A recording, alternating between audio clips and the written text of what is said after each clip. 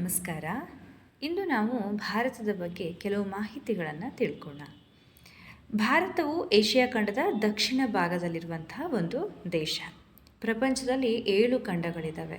ಅವು ಯಾವುಗಳೆಂದರೆ ಒಂದು Asia, Africa, ಉತ್ತರ ಅಮೇರಿಕಾ, ದಕ್ಷಿಣ ಅಮೇರಿಕಾ, ಆಸ್ಟ್ರೇಲಿಯಾ, ಯುರೋಪ್ ಮತ್ತು ಅಂಟಾರ್ಟಿಕಾ. ಈ 7 ಖಂಡಗಳಲ್ಲಿ ನಮ್ಮ ಭಾರತ ಇರೋದು ಏಷ್ಯಾ ಖಂಡದಲ್ಲಿ.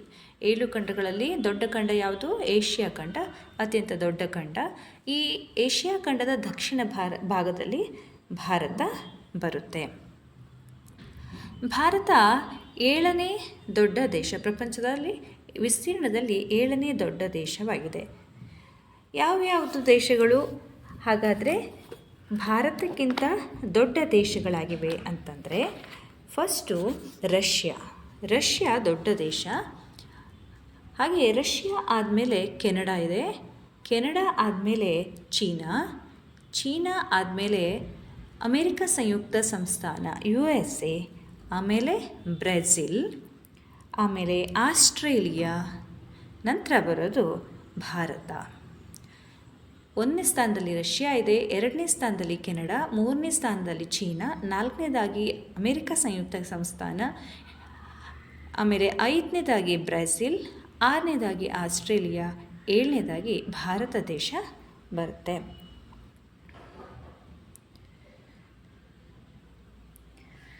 ಭಾರತ ಪ್ರಪಂಚದ ಭೌಗೋಳಿಕ ವಿಸ್ತೀರ್ಣದಲ್ಲಿ 2.4ರಷ್ಟು ಇದೆ. ಭಾರತ ಪ್ರಪಂಚದ ಭೌಗೋಳಿಕ ವಿಸ್ತೀರ್ಣದಲ್ಲಿ ಎಷ್ಟಿದೆ ಅಂದರೆ 2.4ರಷ್ಟು ಇದೆ. ಏಷ್ಯಾ ಖಂಡದ ದಕ್ಷಿಣ ಭಾಗದಲ್ಲಿ ಅರೇಬಿಯಾ, ಭಾರತ ಮತ್ತು ಥೈಲ್ಯಾಂಡ್ ಈ 3 ಪರ್ಯಾಯ ದ್ವೀಪಗಳಿವೆ. ಇವುಗಳಲ್ಲಿ ಭಾರತವು ಮಧ್ಯಭಾಗದಲ್ಲಿದ್ದು ಹಿಂದೂ ಮಹಾಸಾಗರದಲ್ಲಿ ಚಾಚಿಕೊಂಡಿದೆ. ಏಷ್ಯಾದ ದಕ್ಷಿಣ ಭಾಗದಲ್ಲಿ 3 ಪರ್ಯಾಯ ದ್ವೀಪಗಳಿದೆ. ಅವ್ಯಾವ್ಯಾವುದು ಅಂತಂದರೆ ಅರೇಬಿಯಾ, ಭಾರತ ಮತ್ತೊಂದು ಥೈಲ್ಯಾಂಡ್. ಪರ್ಯಾಯ ದ್ವೀಪಗಳು ಅಂತಂದ್ರೆ ಏನು? ಪರ್ಯಾಯ ದ್ವೀಪಗಳೆಂತಂದರೆ 3 ಕಡೆ ನೀರಿನಿಂದ ಆವೃತವಾಗಿದ್ದು ಒಂದು ಕಡೆ ಮಾತ್ರ ಭೂಭಾಗದಿಂದ ಆವರಿಸಿದರೆ ಅಂತಹ ಭೂಭಾಗವನ್ನು ನಾವು ಪರ್ಯಾಯ ದ್ವೀಪ ಅಂತ ಕರಿತೀವಿ. ಈಗ ಏಷ್ಯಾ ಖಂಡದ ದಕ್ಷಿಣ ಭಾಗದಲ್ಲಿ ಒಂದು ಅರೇಬಿಯಾ ಬರುತ್ತೆ, ಭಾರತ ಬರುತ್ತೆ, ಥೈಲ್ಯಾಂಡ್ ಬರುತ್ತೆ. ಈ 3 ಪರ್ಯಾಯ ದ್ವೀಪಗಳಲ್ಲಿ ಭಾರತ ಅತ್ಯಂತ ದೊಡ್ಡ ಪರ್ಯಾಯ ದ್ವೀಪವಾಗಿದೆ. ಭಾರತವು 8.4 ಡಿಗ್ರಿ ಉತ್ತರ ಅಕ್ಷಾಂಶದಿಂದ 37.6 ಡಿಗ್ರಿ ಉತ್ತರ ಅಕ್ಷಾಂಶದವರೆಗೆ ವಿಸ್ತರಿಸಿದ್ದು ಸಂಪೂರ್ಣವಾಗಿ ಉತ್ತರಾರ್ಧಗೋಳದಲ್ಲಿದೆ.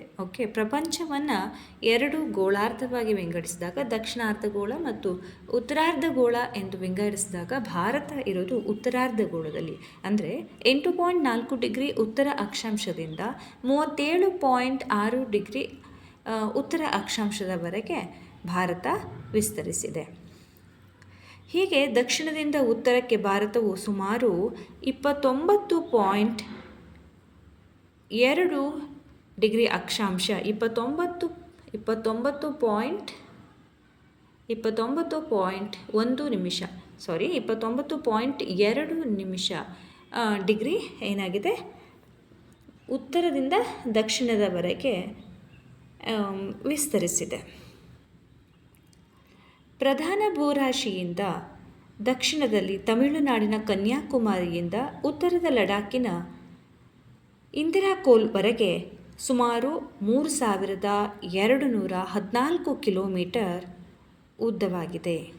ಪ್ರಧಾನ ಭೂರಾಶಿಯಿಂದ ಅಂದರೆ ಇನ್ನು ಹಿಂದೂ ಮಹಾಸಾಗರದಲ್ಲಿ ಕೆಲವು ದ್ವೀಪಗಳೆಲ್ಲ ಬರುತ್ತೆ. ಹಿಂದೂ ಮಹಾಸಾಗರ ಅಲ್ಲ, ಇಲ್ಲಿ ಅರೇಬಿಯನ್ ಸಿ ಮತ್ತು ಬಂಗಾಳ ಕೊಲ್ಲಿಯಲ್ಲಿ ದ್ವೀಪಗಳಿರುತ್ತೆ. ಆದರೆ ಪ್ರಧಾನ ಭೂರಾಶಿ ಅಂತಂದರೆ ನಾವಿಲ್ಲಿ ಕನ್ಯಾಕುಮಾರಿಯಿಂದ ಲಡಾಖ್ನ ಇಂದಿರಾಕೋಲ್ವರೆಗೆ 3214 ಕಿಲೋಮೀಟರ್ ಭಾರತ ಉದ್ದವಾಗಿದೆ. ಇದು ಇಂದಿರಾ ಕೋಲಿಂದ ಕನ್ಯಾಕುಮಾರಿಯವರೆಗೆ ಇರುವಂತಹ ಡಿಸ್ಟೆನ್ಸ್ ಎಷ್ಟು ಅಂತಂದರೆ 3214 ಕಿಲೋಮೀಟರ್. ಓಕೆ, ಅಂದರೆ ಪ್ರಧಾನ ಭೂರಾಶಿ ಅಂತಂದರೆ ಕನ್ಯಾಕುಮಾರಿ ಇಲ್ಲಿಯವರೆಗೆ. ಆದರೆ ದ್ವೀಪಗಳನ್ನು ಸೇರಿಸಿ ಅಂತಂದರೆ ನಾವು ಇಲ್ಲಿ ಅಂಡಮಾನ್ ಮತ್ತು ನಿಕೋಬಾರ್, ಲಕ್ಷದ್ವೀಪ ಇವುಗಳನ್ನು ಸೇರಿಸಿ ಹೇಳಬೇಕಾಗುತ್ತೆ. ದೇಶದ ಮಧ್ಯಭಾಗದಲ್ಲಿ ಕರ್ಕಾಟಕ ಸಂಕ್ರಾಂತಿ ವೃತ್ತ 23 ಉತ್ತರ ಅಕ್ಷಾಂಶ ಅಂದರೆ 23 ಕರ್ಕಾಟಕ ಸಂಕ್ರಾಂತಿ ವೃತ್ತ ಹಾದು ಹೋಗಿದೆ. ಈ ಅಕ್ಷಾಂಶವು ಭಾರತವು ಉಷ್ಣವಲಯ ಹಾಗೂ ಸಮಶೀತೋಷ್ಣ ವಲಯಗಳೆರಡರಲ್ಲಿಯೂ ಹರಡಿದೆ. ಓಕೆ, ಅಕ್ಷಾಂಶಿಕವಾಗಿ ಭಾರತವು ಉಷ್ಣವಲಯ ಮತ್ತು ಸಮಶೀತೋಷ್ಣ ವಲಯಗಳೆರಡರಲ್ಲೂ ಹರಡಿದೆ. ಕರ್ಕಾಟಕ ಸಂಕ್ರಾಂತಿ ಋತುವು ಭಾರತದ ಪಶ್ಚಿಮದಿಂದ ಪೂರ್ವದ ಕಡೆಗೆ ಹಾದು ಹೋಗಿದೆ. ಇದು ಯಾವ್ಯಾವ ರಾಜ್ಯಗಳನ್ನು ಹಾದು ಹೋಗಿದೆ ಅಂತಂದರೆ ಗುಜರಾತ್, ಮಧ್ಯಪ್ರದೇಶ್, ಛತ್ತೀಸ್ಗಢ, ಜಾರ್ಖಂಡ್, ಪಶ್ಚಿಮ ಬಂಗಾಳ, ತ್ರಿಪುರಾ ಆ್ಯಂಡ್ ಮಿಜೋರಾಂ. ತ್ರಿಪುರಾ ಮತ್ತು ಮಿಜೋರಾಂ ರಾಜ್ಯಗಳಲ್ಲಿ ಹಾದು ಹೋಗಿದೆ. ಗುಜರಾತ್, ಮಧ್ಯಪ್ರದೇಶ, ಜಾರ್ಖಂಡ್, ಛತ್ತೀಸ್ಗಢ, ಪಶ್ಚಿಮ ಬಂಗಾಳ, ತ್ರಿಪುರಾ ಮತ್ತು ಮಿಜೋರಾಂ 8 ರಾಜ್ಯಗಳಲ್ಲಿ 23.5 ಡಿಗ್ರಿ ಉತ್ತರ ಕರ್ಕಾಟಕ ಸಂಕ್ರಾಂತಿ ವೃತ್ತ ಹಾದು ಹೋಗಿದೆ. ಭಾರತವು ಅಕ್ಷಾಂಶಿಕವಾಗಿ ಈಗಾಗಲೇ ನಾನು ಹೇಳಿದಾಗ ಉಷ್ಣವಲಯ ಹಾಗೂ ಸಮಶೀತೋಷ್ಣ ವಲಯ ಎರಡರಲ್ಲಿಯೂ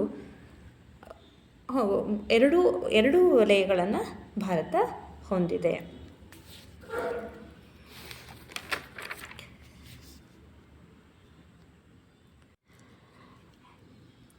ದೇಶವು ಒಳಗೊಂಡಿರುವ ದ್ವೀಪಗಳ ವಿಸ್ತರಣೆಯನ್ನು ಪರಿಗಣಿಸಿದಾಗ ಗ್ರೇಟ್ ನಿಕೋಬಾರ್ನ ಇಂದಿರಾ ಪಾಯಿಂಟ್ ಅಥವಾ ಹಿಂದಿನ ಪಿಗ್ಮೇಲಿಯನ್ ಪಾಯಿಂಟ್ 6 ಡಿಗ್ರಿ 45 ಉತ್ತರ ಅಕ್ಷಾಂಶದಲ್ಲಿದ್ದು ಭಾರತದ ಅತ್ಯಂತ ದಕ್ಷಿಣ ಭಾಗದಲ್ಲಿ ಇರುವಂತಹ ಭಾಗವಾಗಿದೆ. ಈಗ ನಾನೀಗಾಗಲೇ ಹೇಳಿದ ಹಾಗೆ ಪ್ರಧಾನ ಭೂರಾಶಿಯಿಂದ 8.8 ಡಿಗ್ರಿ 4 ಉತ್ತರ ಅಕ್ಷಾಂಶದಿಂದ ಭಾರತದ ಪ್ರಧಾನ ಭೂಭಾಗ ಸ್ಟಾರ್ಟ್ ಆಗುತ್ತೆ. ಆದರೆ ದ್ವೀಪಗಳನ್ನು ಸೇರಿಸಿದಾಗ 6 ಡಿಗ್ರಿ 45 ಇಲ್ಲಿ ಅಂಡಮಾನ್ನಲ್ಲಿರುವಂತಹ ಇಂದಿರಾ ಪಾಯಿಂಟ್ ಇದು ಭಾರತದ ಅತ್ಯಂತ ದಕ್ಷಿಣದ ತುದಿಯಾಗಿದೆ. ಇದನ್ನು ಹಿಂದೆ ಪಿಗ್ಮೇಲಿಯನ್ ಪಾಯಿಂಟ್ ಅಂತ ಕರೀತಾ ಇದ್ರು, ಈಗ ಇದನ್ನು ಇಂದಿರಾ ಪಾಯಿಂಟ್ ಅಂತ ಕರೀತಾರೆ. ಭಾರತದ ಮಧ್ಯಭಾಗದಲ್ಲಿ 23.5 ಕರ್ಕಾಟಕ ಸಂಕ್ರಾಂತಿ ವೃತ್ತವು ಗುಜರಾತ್, ರಾಜಸ್ಥಾನ, ಮಧ್ಯಪ್ರದೇಶ, ಛತ್ತೀಸ್ಗಢ, ಜಾರ್ಖಂಡ, ಪಶ್ಚಿಮ ಬಂಗಾಳ, ತ್ರಿಪುರಾ, ಮಿಜೋರಾಂ ಹೀಗೆ 8 ರಾಜ್ಯಗಳ ಮೂಲಕ ಹಾದು ಹೋಗುತ್ತೆ. ಈಗ ರೇಖಾಂಶಿಕ ವಿಸ್ತರಣೆಯನ್ನು ನೋಡಿದಾಗ ಭಾರತವು 68 ಡಿಗ್ರಿ 7 ಪೂರ್ವ ರೇಖಾಂಶ.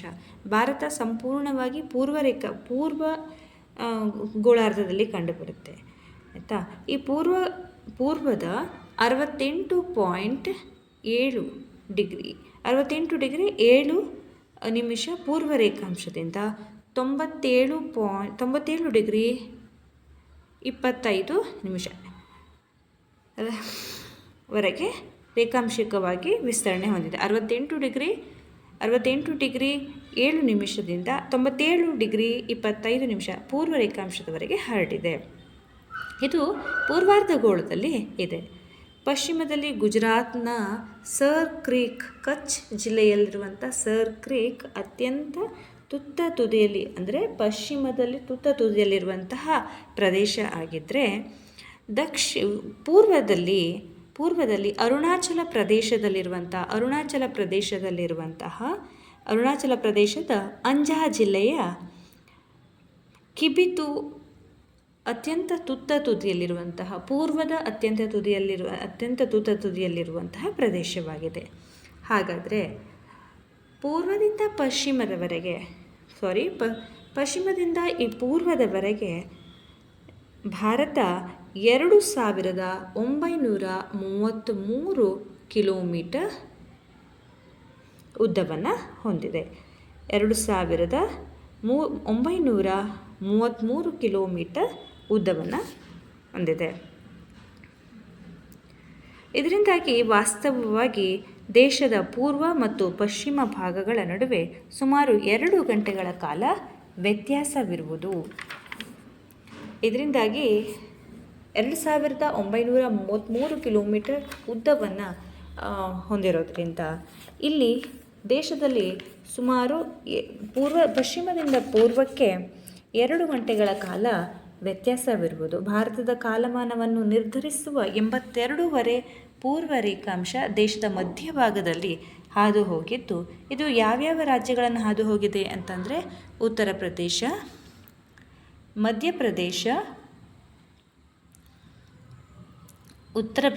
ಮಧ್ಯಪ್ರದೇಶ, ಛತ್ತೀಸ್ಗಢ, ಒಡಿಶಾ ಮತ್ತು ಆಂಧ್ರ ಪ್ರದೇಶ. ಉತ್ತರ ಪ್ರದೇಶ, ಮಧ್ಯಪ್ರದೇಶ, ಛತ್ತೀಸ್ಗಢ, ಒರಿಸ್ಸಾ ಮತ್ತು ಆಂಧ್ರ ಪ್ರದೇಶ ಇಲ್ಲಿ 82 ಪೂರ್ವ ರೇಖಾಂಶ ಹಾದು ಹೋಗಿದೆ. ಇದು ಭಾರತದ ಮಧ್ಯಭಾಗದಲ್ಲಿ ಹಾದು ಹೋಗಿದ್ದು, ಇದು ಭಾರತದ ವೇಳೆಯನ್ನು ನಿರ್ಧರಿಸುವಂತಹ ರೇಖೆಯಾಗಿದೆ.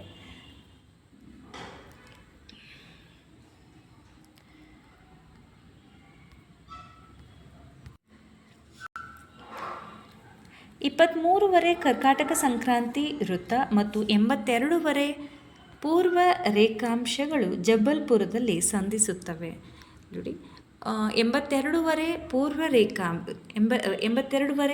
ರೇಖಾಂಶ ಮತ್ತು 23 ಕರ್ಕಾಟಕ ಸಂಕ್ರಾಂತಿ ವೃತ್ತ ಇವೆರಡು ಕೂಡ ಮಧ್ಯಪ್ರದೇಶದ ಜಬಲ್ಪುರದಲ್ಲಿ ಸಂಧಿಸುತ್ತವೆ. ಆದ್ದರಿಂದ ಇದನ್ನು ಭಾರತದ ಭೌಗೋಳಿಕ ಕೇಂದ್ರ ಎಂದು ಕರೆಯಲಾಗುತ್ತದೆ.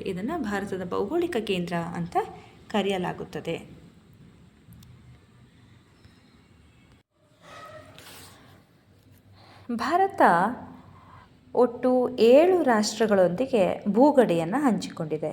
ಅವು ಯಾವ್ಯಾವು ಅಂತಂದರೆ ಅಫ್ಘಾನಿಸ್ತಾನ, ಚೀನಾ, ನೇಪಾಳ, ಭೂತಾನ್, ಮಯನ್ಮಾರ್, ಬಾಂಗ್ಲಾದೇಶ್ ಈ 7 ರಾಷ್ಟ್ರಗಳೊಂದಿಗೆ ಭೂಗಡಿಯನ್ನು ಹೊಂದಿದೆ. ಹಾಗಾದರೆ ಎಷ್ಟು ರಾಜ್ಯಗಳು ಭೂಗಡಿಯನ್ನು ಹೊಂದಿದ್ದಾವೆ ಅಂತಂದರೆ 16 ರಾಜ್ಯಗಳು ಭೂಗಡಿಯನ್ನು ಹೊಂದಿದ್ದಾವೆ.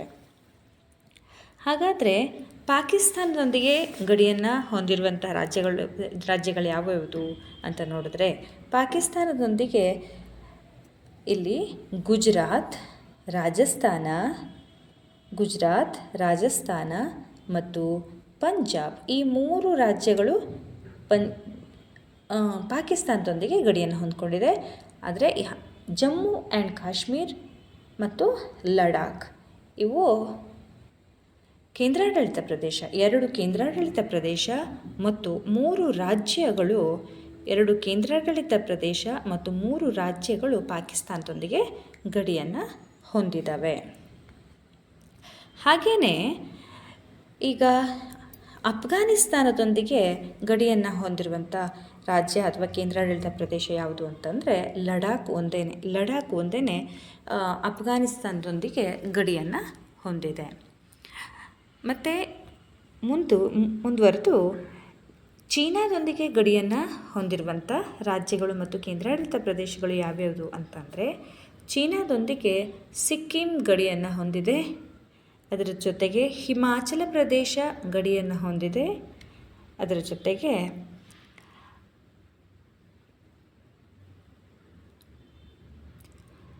ಅರುಣಾಚಲ ಪ್ರದೇಶ ಗಡಿಯನ್ನು ಹೊಂದಿದೆ ಮತ್ತು ಉತ್ತರಾಖಂಡ್ ಗಡಿಯನ್ನು ಹೊಂದಿದೆ.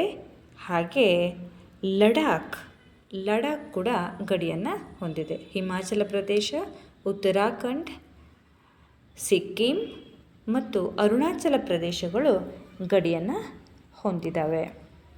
ಒಂದು ಕೇಂದ್ರಾಡಳಿತ ಪ್ರದೇಶ ಗಡಿಯನ್ನು ಹೊಂದಿದೆ ಚೀನಾದೊಂದಿಗೆ ಅಂದರೆ ಅದು ಲಡಾಖ್. ಒಂದು ಕೇಂದ್ರಾಡಳಿತ ಪ್ರದೇಶ 1 2 3 4 4 ರಾಜ್ಯಗಳು ಗಡಿಯನ್ನು ಚೀನಾದೊಂದಿಗೆ ಗಡಿಯನ್ನು ಹೊಂದಿದ್ದಾವೆ.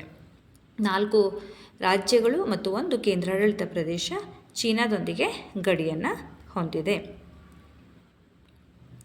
ಇನ್ನು ನೇಪಾಳದೊಂದಿಗೆ ಗಡಿಯನ್ನು ಹೊಂದಿರುವಂತಹ ರಾಜ್ಯಗಳು ಯಾವ್ಯಾವುದು ಅಂತಂದರೆ ಸಿಕ್ಕಿಂ. ನೇಪಾಳದೊಂದಿಗೆ ಸಿಕ್ಕಿಂ ಕೂಡ ಗಡಿಯನ್ನು ಹೊಂದಿದೆ. ನೇಪಾಳದೊಂದಿಗೆ ಸಿಕ್ಕಿಂ ಮತ್ತು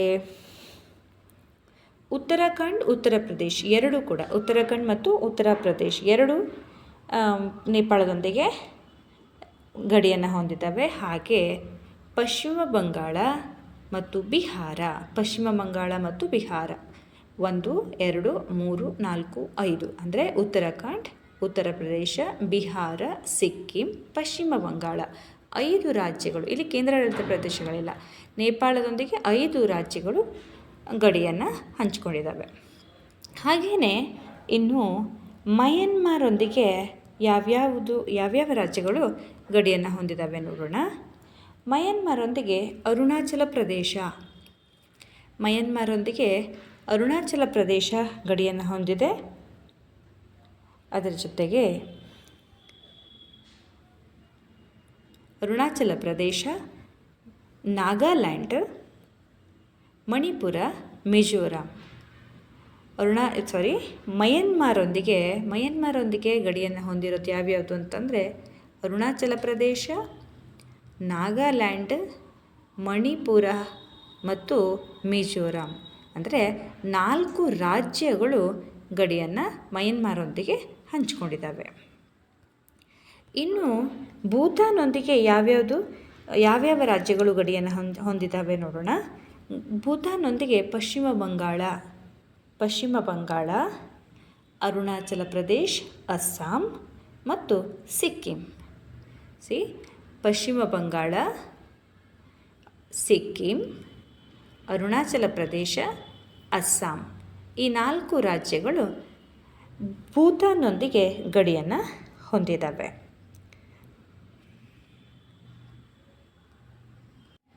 ಇನ್ನು ಬಾಂಗ್ಲಾದೇಶದೊಂದಿಗೆ ಗಡಿಯನ್ನು ಹೊಂದಿರುವಂತಹ ರಾಜ್ಯಗಳು ಯಾವ್ಯಾವುದು ಅಂತ ನೋಡೋಣ.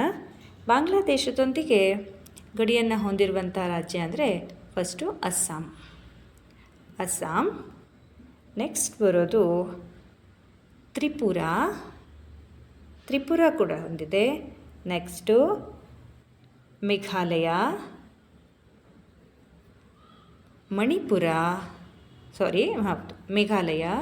ಮಣಿಪುರ, ಮತ್ತೊಂದು ವೆಸ್ಟ್ ಬೆಂಗಾಲ್.